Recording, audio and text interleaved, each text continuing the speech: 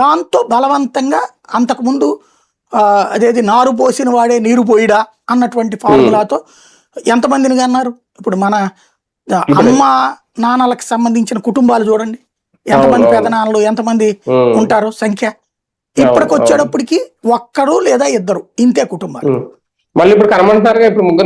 ఇప్పుడు మళ్ళీ కనమంటున్నారు.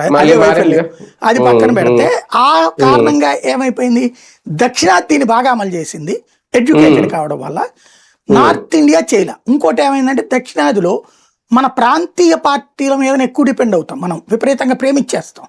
ఈ ప్రాంతీయ పార్టీలు ఎక్కడున్న విద్యా వైద్యాన్ని నాశనం చేసినాయి, కార్పొరేట్ శక్తులకు ప్రైవేట్ శక్తులకు ఇచ్చేసినాయి.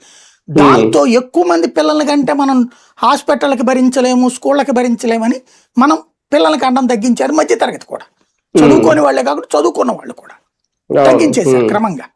ఈవెన్ చదువుకునేటువంటి వాళ్ళు కూడా ఎక్కువ మంది పిల్లల్ని కష్టమని చెప్పేసి చేశారు. హాస్పిటల్లో ఫ్రీగా కుటుంబ నియంత్రణ ఆపరేషన్లు, పైగా 500 రూపాయలు 1000 రూపాయలు ఎదురిస్తారనేటప్పుడు కూడా జరిగిపోయినాయి, ఏళ్ళ తరబడి సాగిపోయినాయి. దీంతో మన జనన రేటు తగ్గింది, వాళ్ళ జనాభా రేటు పెరిగింది అటు పక్కన. ఈ టైంలో జనాభా ప్రాతిపదికన చేస్తాను అంటే కనుక ఖచ్చితంగా అన్యాయమే. అది ఎంతమంది ఎత్తారు కూడా మన వాళ్ళందరూ, తప్పులేదు.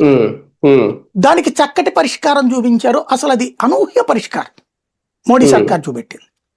50% హైక్ ఆల్ దేశవ్యాప్తంగా. అంటే దానికి కూడా ప్రాతిపదిక అవసరం లేదా సార్? అదే ప్రాతిపదిక.